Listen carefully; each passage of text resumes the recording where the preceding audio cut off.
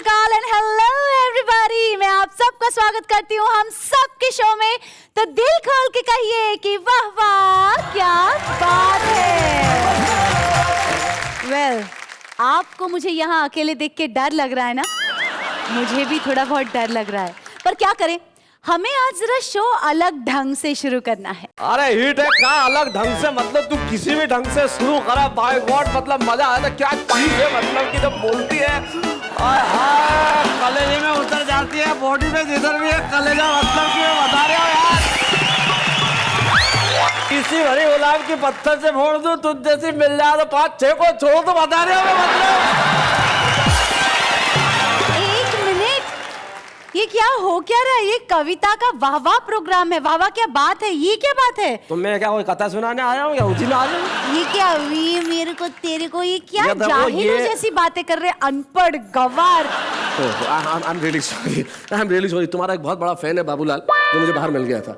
ऐसा दीवाना है कि अगर नेहा के मेहता से मुझे नहीं मिलाया तो न जाने क्या कर बैठेगा। तो मैंने कहा भाई मैं तुम्हें डायरेक्टली तो नहीं मिलवा सकता, लेकिन तुम्हारी बातें पहुंचा सकता हूँ। तो मैं सिर्फ उसकी बातें पहुंचा रहा था। थैंक यू सो मच पर बातें पहुंचाने के लिए।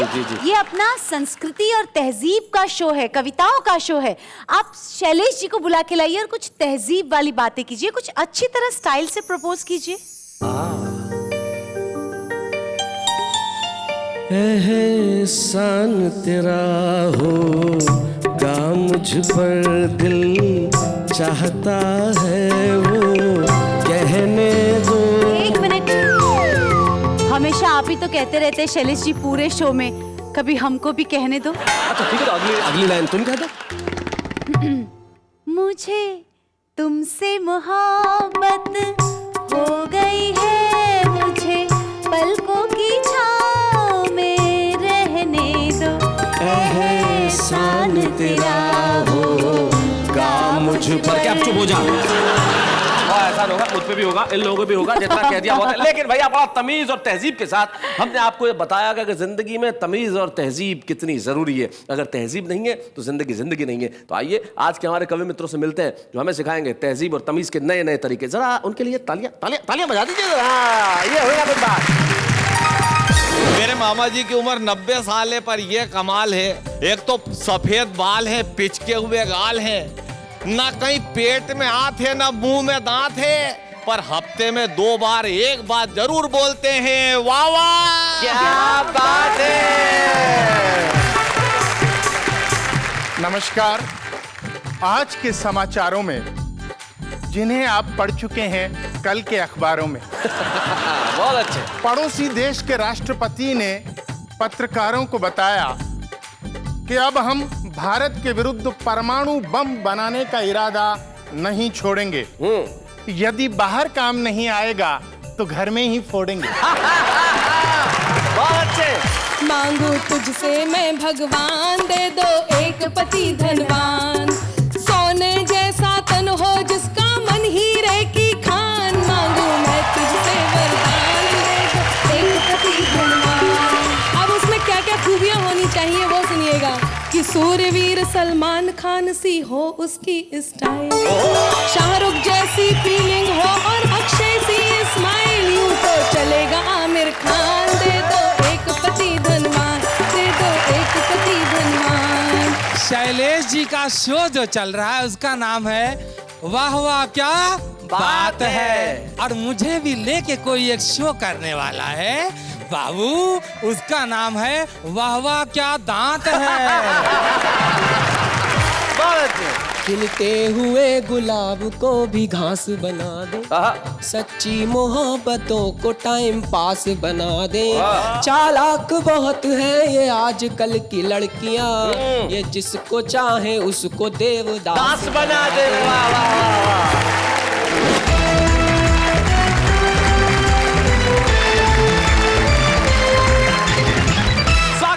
वाह क्या बात है। जहां हम बात कर रहे हैं तमीज और तहजीब की, जिंदगी में तमीज और तहजीब बड़ी जरूरी है साहब। देखिए ना, हमारे सामने 2 तहजीबें अलग अलग ढंग से बैठी है। इस तरफ ये जो पश्चिमी तहजीब सूट बूट में, और इस तरफ ये भारतीय तहजीब धोती में, और बीच में साड़ी में। ऐसा लग रहा है जैसे संस्कृति बैठी है। मंच के कोने में जो पश्चिमी सभ्यता के सूट बूट में रंगे हुए बैठे हुए, इनका नाम शिव तूफान है, जो राजस्थान में एक कस्बा है ब्यावर, वहां से आते हैं और एक स्कूल के अंदर प्रधानाचार्य हैं। उनके पास जो बैठी है वो अनामिका अंबर है और हमें खुशी इस बात की कि अनामिका वाह वाह क्या बात है कि एक एपिसोड के अंदर छुपे रुस्तम के तौर पे आई और सारे हिंदुस्तान में इस तरह छा गई कि अब लोग कहते हैं भाई अनामिका को बुलाओ, अनामिका को बुलाओ, अनामिका को बुलाओ। तो हमने कहा बुलाओ, अनामिका अंबर हमारे सामने है और अनामिका के पास अशोक नागर जी भारतीय संस्कृति के बिल्कुल प्रतीक है। शाहजहांपुर मध्य प्रदेश से हमारे बीच में आते हैं, कविताएं भी करते हैं शौकिया और कथाएं भी पढ़ते हैं। आप कथाएं भी पढ़ते हैं? आप नहीं आए सिर्फ अभी तक। जी मैं भी आऊंगा कथा सुनने की जब मैं मेरी उम्र होगी। नेहा जी भी नहीं आई है अभी। आपकी कथा सुनने की उम्र है, जाया कीजिए। हाँ हाँ क्योंकि जीवन में कथाएं सुनना बड़ा जरूरी है। नागर साहब मैं बताता हूँ, कथा का एक किस्सा हो गया। जी। हुआ यूं कि मैं एक बचपन में एक बहुत छोटे से कस्बे में रहता था जिसका नाम था सिरोही। हाँ। वहां पे एक कथा पढ़ा रहे थे कोई आदमी। जी। तो अब वो दाढ़ी थी उनकी और हमारे यहाँ एक सबसे आगे लोग बैठे थे, तो एक भेड़ बकरियां जो चराने वाले जो होती है एक जाति, उसका व्यक्ति भी बैठा हुआ था। तो ये जो कथा पढ़ाते हुए, ये कथा पढ़ाते हुए शुरू हुई इस तरह, माता का जंगल से अपहरण हो गया, दुष्ट राक्षस माता को उठा के ले गया, दुष्ट राक्षस ने माता पे बहुत अत्याचार किए। अब ये जो सबसे आगे बैठा थे बूहू करके रो रहे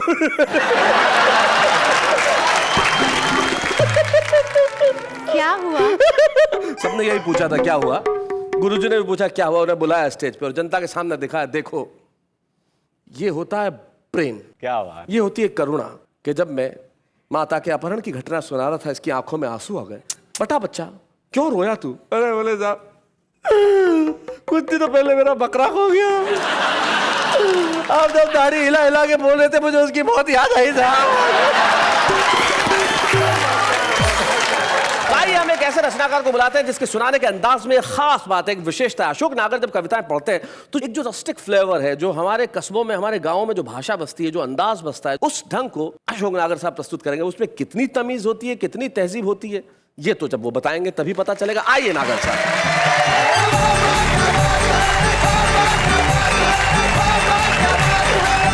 सब लोगों को प्रणाम। अनामिका जी के पास में मुझे बिठा दिया। सबसे पहली पीड़ा तो ये हुई, वो कह रही थी कि और कोई युवा कवि नहीं आए क्या? मैंने कहा तो 3 ही रहते हैं, मैं ही हूँ इधर। बड़ी मुश्किल से मैंने समझाया, मैंने कहा आपको डरने की कोई जरूरत नहीं, नए कानून बहुत कड़े हैं, किसी लड़की का पीछा करने से कोई फायदा नहीं है और अपन मुंह धोएंगे तब तक ये मेरठ पहुंच जाएगी, अपने को कोई फायदा नहीं है। बहुत अच्छा हुआ कि आप अपने आप ही समझ गए, वरना मैं आपसे यही कहती कि सांझ उम्र की हो चली, खत्म करो एहसास, प्रेम नहीं प्रेयर करो, ले लो तुम संन्यास, छोड़कर सारे काम, जपो तुम जैसी आराम।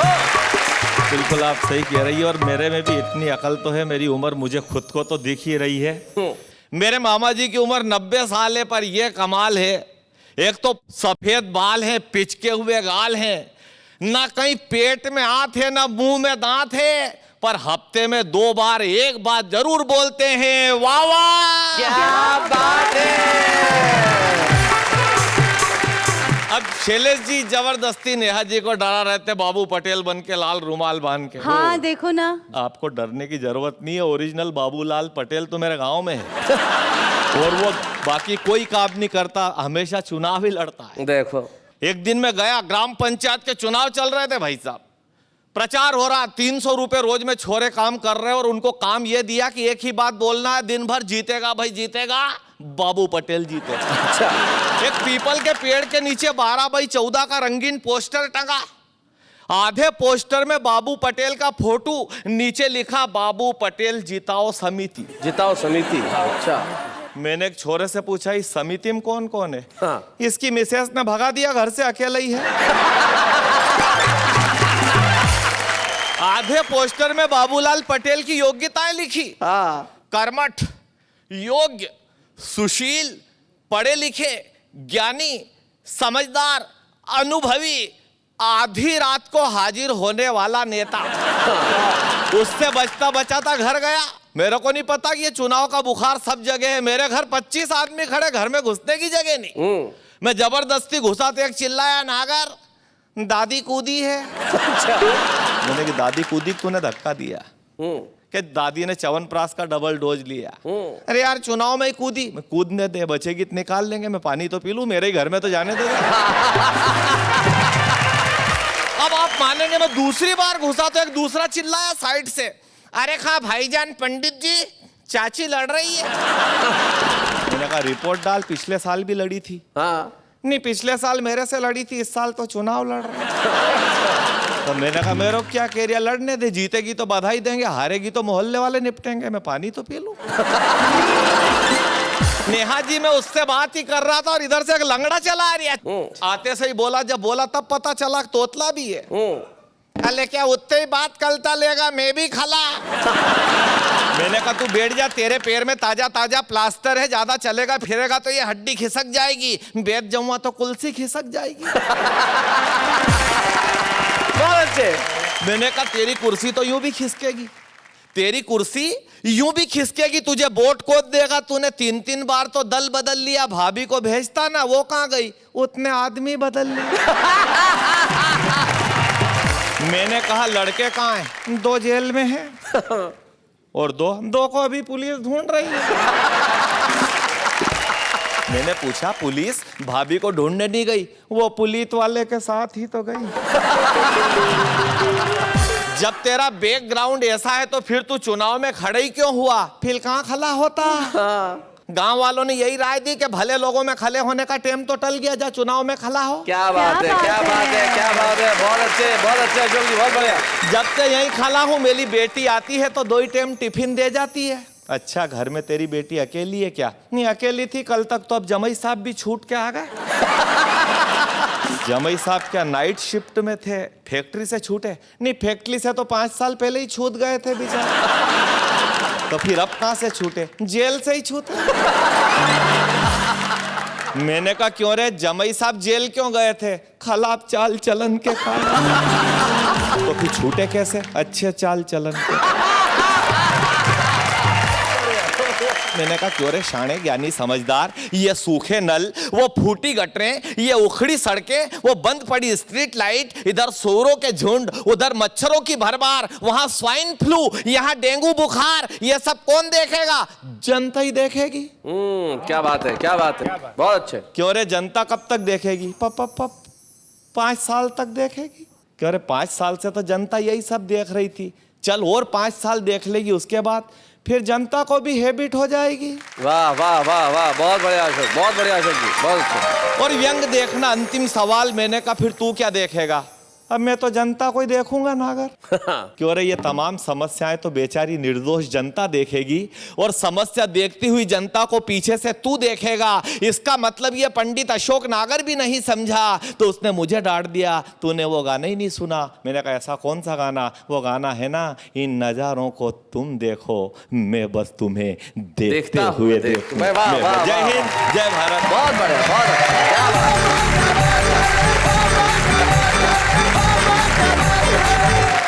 बहुत बढ़िया अशोक नागर जी, बहुत बढ़िया। आपने जिस ढंग से सुना, जो वाचिक परंपरा की जो हमारी कहन शैली है, उस कहन शैली को आपने प्रस्तुत किया। आपको पता नहीं है, ऐसा ही एक आदमी पान खरीदने चला गया, पान वाले से तहजीब की उम्मीद कर रहा था।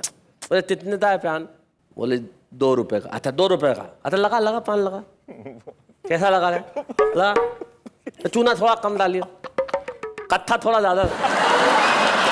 तो सुपारी कौन, तेरा चाचा डालेगा सुपारी, सुपारी डाल। अरे चटनी भी डाल थोड़ा सा, चटनी कीमा थोड़ा सा। अरे ये लाल लाल सी है, ये डाल थोड़ी, ये सौंफ डाल ले, थोड़ी सी इलायची डाल दे जरा। तो पान वाले ने कहा 2 रुपए का सिक्का भी डाल दूं पान के अंदर। लेकिन कविता तमीज और तहजीब सिखाती है। एक ऐसा ही रचनाकार हमारे बीच में है जिसने व्यंग्य में लिखा तो बहुत तहजीब के साथ लिखा, उसने प्रहार भी किया तो इस तरह से किया कि खंजर तो हाथ में है लेकिन नजर नहीं आया। वो होते हैं शिव तूफान। जरा जोरदार तालियों के साथ स्वागत करें।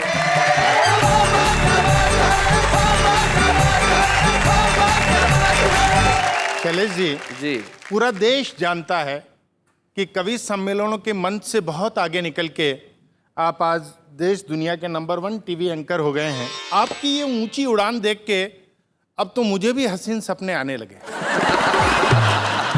मैं हास्य व्यंग का कवि शिव तूफान एक सपना देखने लगा कि मैं समाचार वाचक बन गया हूं। अच्छा।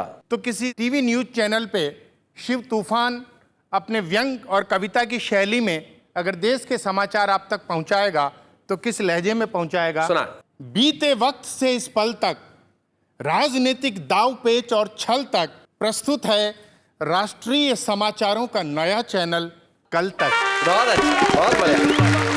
नमस्कार। आज के समाचारों में जिन्हें आप पढ़ चुके हैं कल के अखबारों में, बहुत अच्छे। पड़ोसी देश के राष्ट्रपति ने पत्रकारों को बताया कि अब हम भारत के विरुद्ध परमाणु बम बनाने का इरादा नहीं छोड़ेंगे। यदि बाहर काम नहीं आएगा तो घर में ही फोड़ेंगे। बहुत अच्छे। अमेरिकन राष्ट्रपति ओबामा अगले सप्ताह भारत आएंगे। उनके स्वागत में कई लोग सड़कों के दोनों किनारे खड़े किए जाएंगे। बहुत बढ़िया। इस हेतु आप सबसे आवेदन पत्र मंगाए जा रहे हैं। क्या बात है। क्योंकि सिर्फ वे ही व्यक्ति इस काम पे लगाए जा रहे हैं जो गरीब नजर नहीं आते हों वाह, और वाह। अच्छी तरह मुस्कुराते हों, क्या बात है शिव, बहुत बढ़िया, बहुत अच्छा। ताकि जब वे आएं तो पुराने कर्जों के बारे में कुछ न कहें और देश को नए कर्जे देते रहें। क्या बात है भाई, वाह, बहुत अच्छे। घाटी में कल रात अलग अलग घटनाओं में कुल 10 ही लोग मरे। 10 ही लोग मरे भाई, बहुत बढ़िया शिव, बहुत अच्छे। पत्रकारों के पूछने पर पुलिस महानिरीक्षक ने बताया, इसमें हम क्या करें? क्या बात है, वाह वाह वाह वाह वाह वाह, बहुत बढ़िया। किसी मंत्री ने पत्रकारों को बताया कि अब रेल दुर्घटनाओं में मरने वालों को 2 लाख रुपए दिए जाएंगे और हमें पूरा विश्वास है कि आने वाले समय में अधिक से अधिक लोग इस योजना का लाभ उठाएंगे। बहुत अच्छे शिव। बढ़िया है। एक मंत्री ने अंतरराष्ट्रीय शिक्षा संबंधी कागजातों पर अपना अंगूठा लगाते हुए कहा, अच्छा। हम शिक्षा के माध्यम से देश को आगे बढ़ा रहे हैं, लेकिन अनपढ़ लोग इस देश को सर्वाधिक नुकसान पहुंचा रहे हैं। क्या बात है, बहुत अच्छा, बहुत बढ़िया। फिल्म निर्माताओं ने सरकार से अनुरोध किया है कि हमें विधानसभाओं में बहस के दौरान शूटिंग करने की इजाजत दी जाए। अच्छा।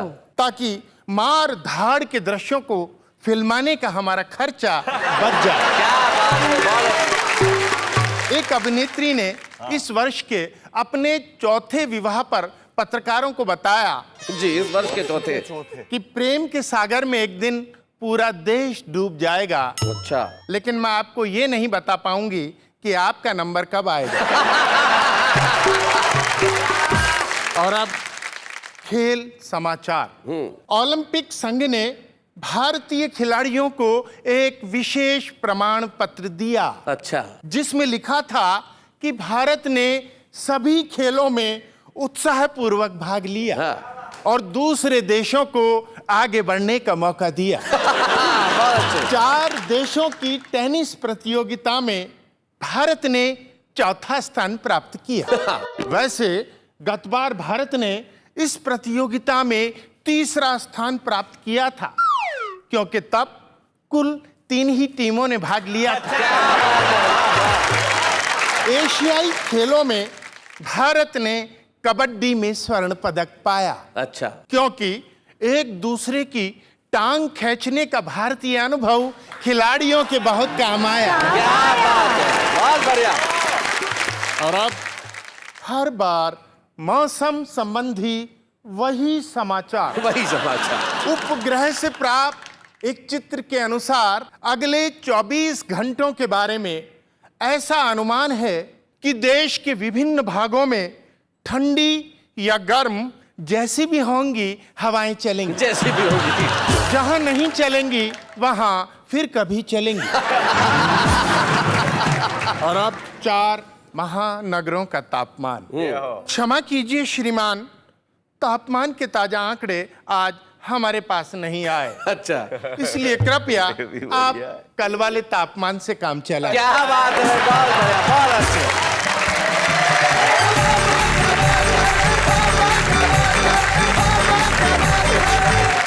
भाई शिव तूफान बहुत बढ़िया, क्या बात है, बहुत अच्छे। सचमुच आज व्यंग की शैली को शिव तूफान ने बातचीत के अंदाज में बहुत तहजीब और बहुत तमीज के साथ हमारे समक्ष प्रस्तुत किया। मैं जानता हूँ आप घर पे बड़ा आनंद ले रहे होंगे कि कविता इस तरह से भी लिखी जाती है। कविता है, उसके कई रूप होते हैं और एक ऐसी रूपवती हमारे समक्ष बैठी है जो उसके पास स्वयं का रूप भी है।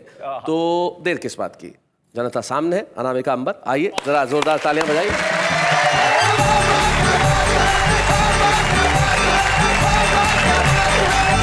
दोहे आपके बीच रखती हूँ और अपना काव्य पाठ शुरू करती हूँ। स्वागत है। कि मेरी हर एक बात पर मिले आपका साथ, मिले आपका साथ तो फिर बन जाएगी बात बात जो कहीं निराली, बजाओ मिलकर ताली। तो नेहा जी पंक्ति निवेदित करती हूँ कि मौसम बेईमान है, हो जाओ अलर्ट, स्मार्ट भंवरे कर रहे हैं कलियों के संग फ्लर्ट, लेकर कई बहाने आए हैं रंग जमाने।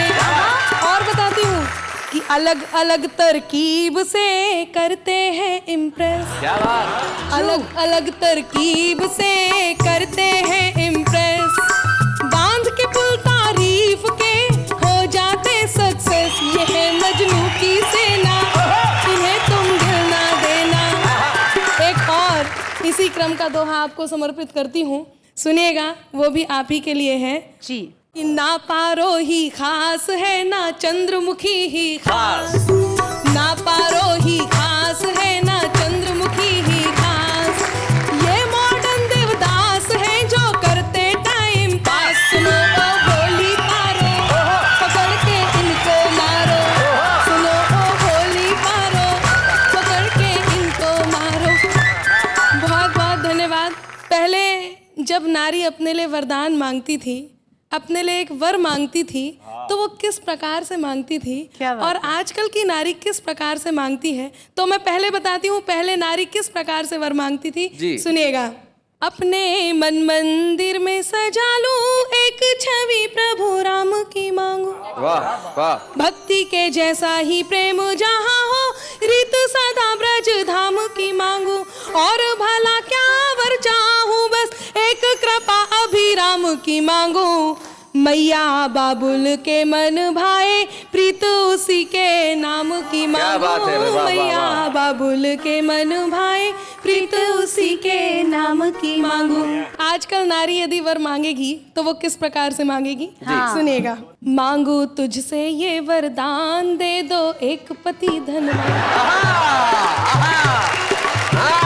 मांगू तुझसे मैं भगवान, दे दो एक पति धनवान, सोने जैसा तन हो जिसका मन हीरे की खान, मांगू मैं तुझसे वरदान, दे दो एक पति धनवान।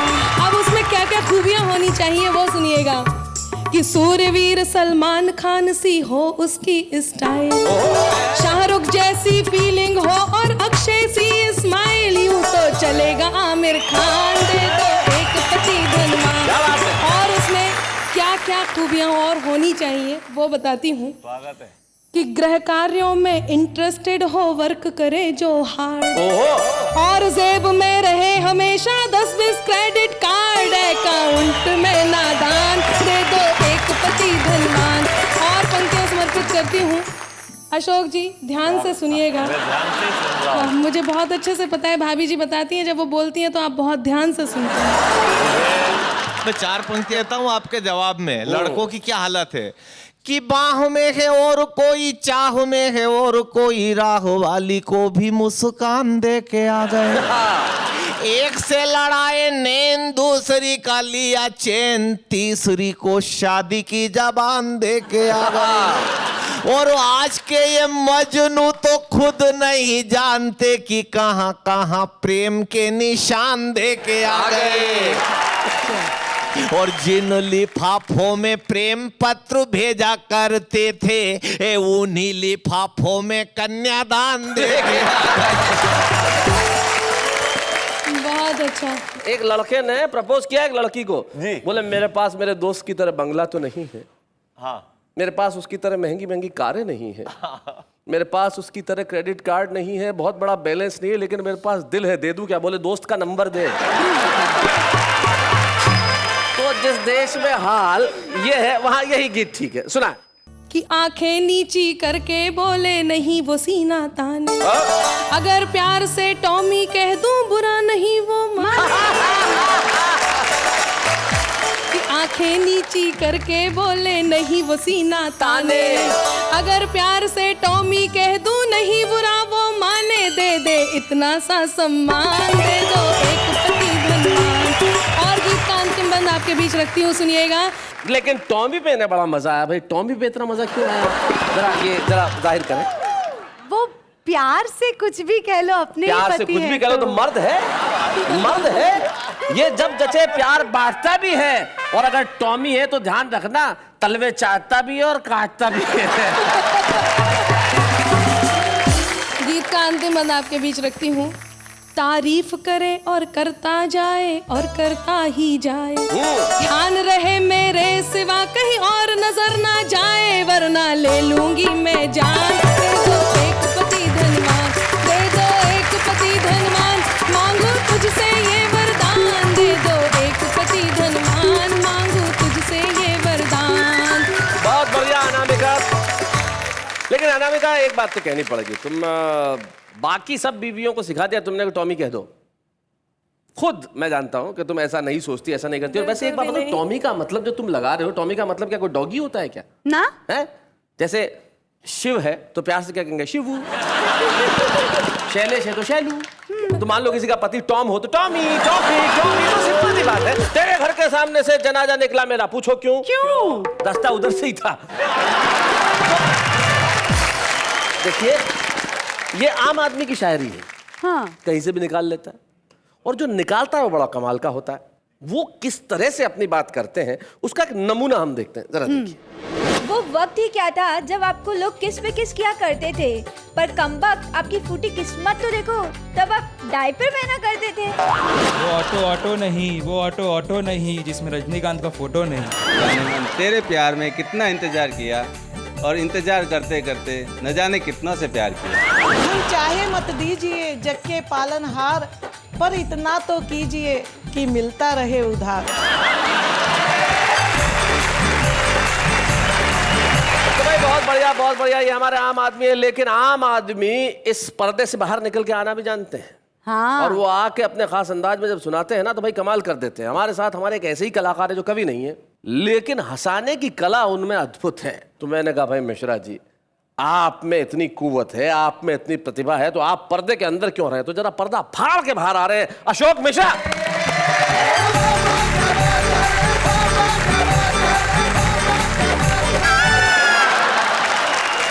एक मिनट भाई साहब, आप क्या आते गिर क्यों गए?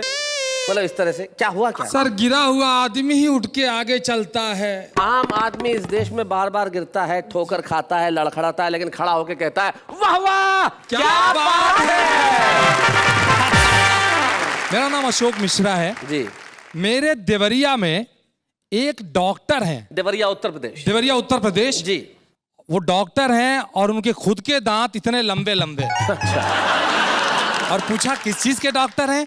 बाबू दांतों का डॉक्टर हूँ। तो मैं आप सभी को दांत जोड़कर प्रणाम करता हूँ। दांत जोड़कर बहुत अच्छे। नेहा जी, एक शेर अपनी तरफ से आप पे मारूंगा। शेर। सीटी लगती हो जब तुम मुस्कुराती हो, मेरे दिल को बहुत ही ज्यादा तुम भाती हो। बहुत अच्छे। जी करता है आज शाम को डिनर कराऊं,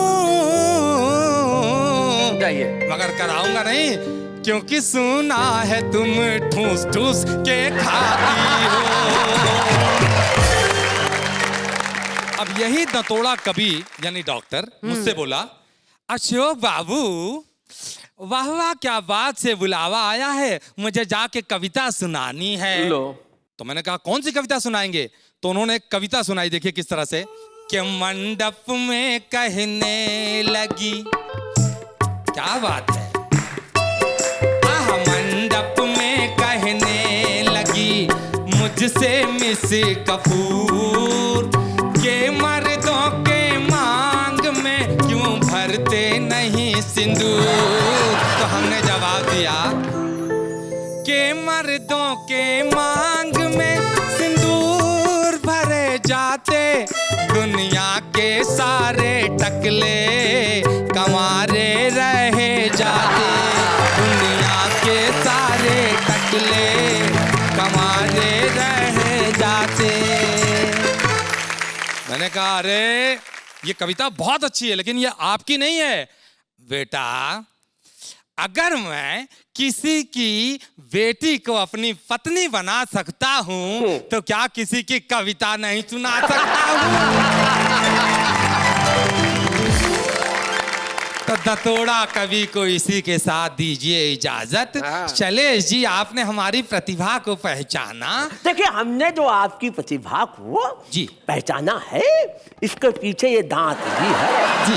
जो दांत की बहार दांत से टकराई जी। तो दतोड़े हमें तुम्हारी याद आई। अरे मैया, अरे मैया। तुमने किसी और की कविता सुनाई जी तो भगवान कसम ये जो दो दांत बाहर है जी थोड़ी देर में जमीन पे नजर आएंगे।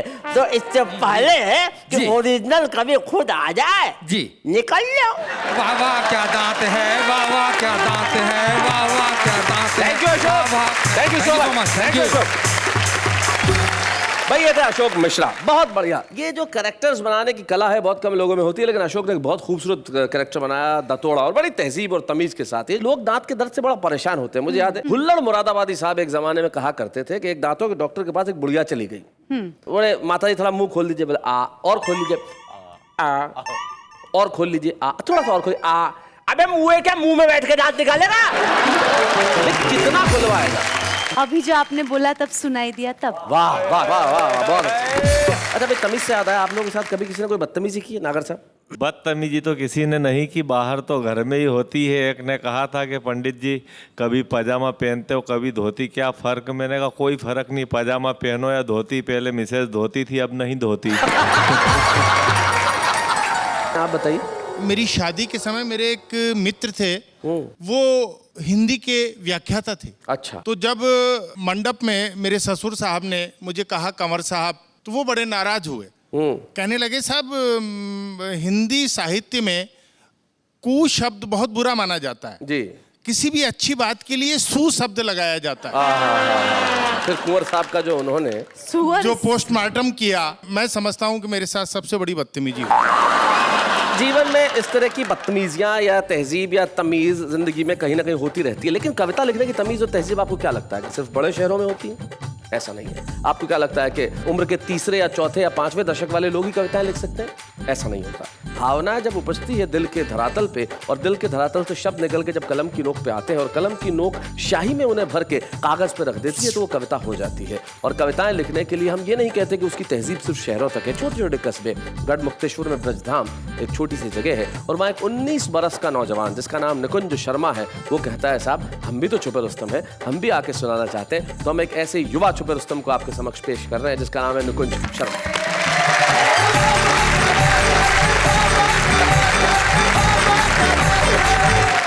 हास्य के माध्यम से मैं प्रेम और प्यार की बातें करता हूँ जी। प्रेम एक ऐसी टैबलेट है साहब की जिसका एडवांटेज बाद में मिलता है, साइड इफेक्ट पहले होते हैं। बहुत अच्छे, बहुत अच्छे। मैं तो 4 पंक्तियां बताता हूँ। आदमी प्रेम करता है तो कैसी मुश्किलें हो जाती हैं जी। पंक्तियां सुनिएगा कि मुश्किल से जो पाई थी मोहब्बत बदल गई, पा लेने की उसको मेरी नीयत मचल गई, जब से बताया उसने के पापा है दरोगा, मेरी उसे पाने की थी चाहत बदल गई। भाई बहुत अच्छे। उसे पाने की थी चाहत बदल गई। एक मिनट, वो तुम्हारी दीदी कुछ कह रही है। एक छोटी सी सलाह मैं तुम्हें दूंगी निकुंज जी, कि मोहब्बत जिनको होती है मुकद्दर रूठ जाता है, मुसाफिर संग जो चलता सफर में छूट जाता है, इसलिए दिलों से खेलने मत दो कभी नादान लोगों को, खिलौना कांच का है ये कि अक्सर टूट जाता है।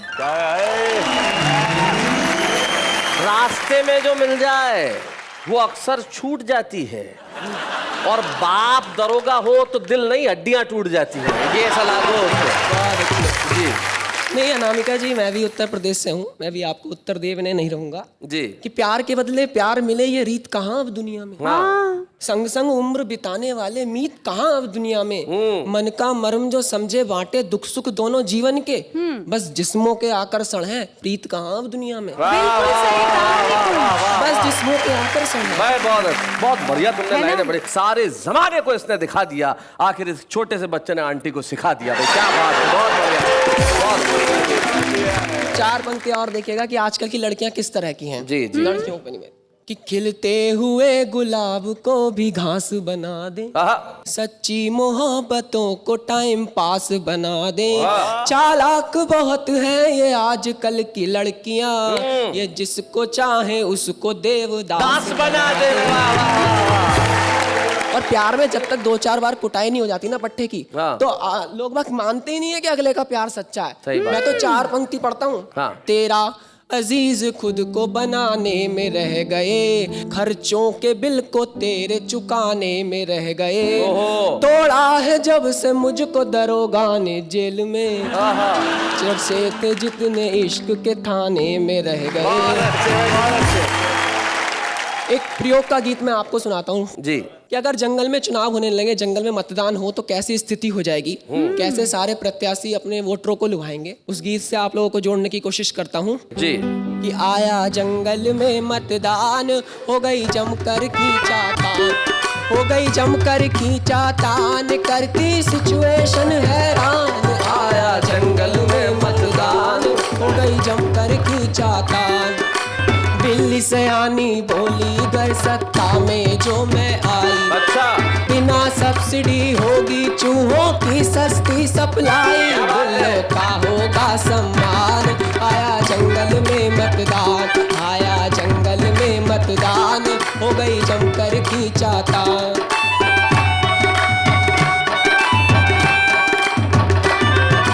बोला गधा टशन में सारे जनपद के पद मेरे, क्या बात। इंसानों की संसद चला रहे हैं गधे बतेरे। क्या बात है, इंसानों की संसद चला रहे हैं गधे बतेरे, कुछ तो बन गए बहुत महान। आया जंगल में मतदान, आया जंगल में मतदान, हो गई जमकर खींचातान। चूहे चाचा बोले ताने, हाथी जी कलंगोटा, कर सत्ता मिल जाए दूंगा घोटा, लोका कोटा, चूहे सब होंगे धनवान। आया जंगल में मतदान, आया जंगल में मतदान, हो गई जमकर खींचातान। और महंगाई ने क्या स्थिति ला दी है देश में, 2 पंक्तियां महंगाई पे। सब्जी सारी खाब हो गई, दाल हो गई सिकना, आलू गाजर चिड़ा चिड़ा कर दिखा रहे मुंह अपना, ले लिए महंगाई ने प्राण। हो गई जमकर खींचातान, हो गई जमकर खींचातान, करती सिचुएशन हैरान। निकुंज बहुत बढ़िया। निकुंज ने जो है कविता सुनाई, एक छोटी सी जानकारी मैं जरूर देना चाहूंगा। एक बड़े प्रसिद्ध कवि हैं और हमारे भी बड़े प्रिय हैं, प्रसिद्ध हैं, डॉक्टर अशोक चक्रधर। पंचतंत्र की उन्होंने कहानियां लिखी कि अगर जंगल में चुनाव आएगा तो क्या होगा, और वो बड़ी ही खूबसूरत कहानियां, बहुत ही प्रभावी ढंग से उन्होंने उस कविता को लिखा। निकुंज ने उस जमीन को लिया और अपने गीत को आगे बढ़ाया, लेकिन निश्चित तौर पे ये जमीन डॉक्टर अशोक चक्रधर की कविता से निकली है। और मैं ये कहना चाहता हूँ निकुंज, सबसे पहले तो मैं कि तुम में कविता की भरपूर प्रतिभा है, और जब आज हम तुम्हें एक वाहवा क्या बात है कि छुपे रुस्तम के रूप में स्मृति चिन्ह देंगे, तब तुम लेके जाओगे, गली मोहल्ले में बताओगे, और जिसकी वजह से थाने में पिटे थे उसको कहोगे अब आके देख मैं छुपा रुस्तम हूँ। निकुंज शर्मा। या बूढ़े हैं, नर है या नारी है, हंसी देने वालों के सब ही आभारी है, कविता सुनाने वाले सबको हंसाने वाले अब सबके साथ है।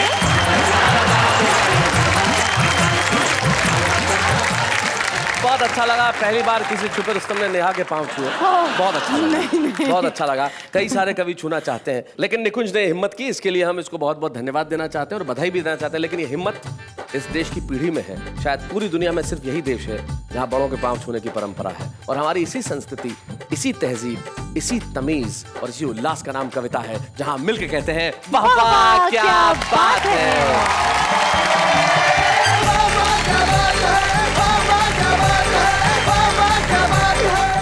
ऐसे और भी मज़ेदार वीडियो के लिए हमारे चैनल को लाइक, शेयर और सब्सक्राइब करें।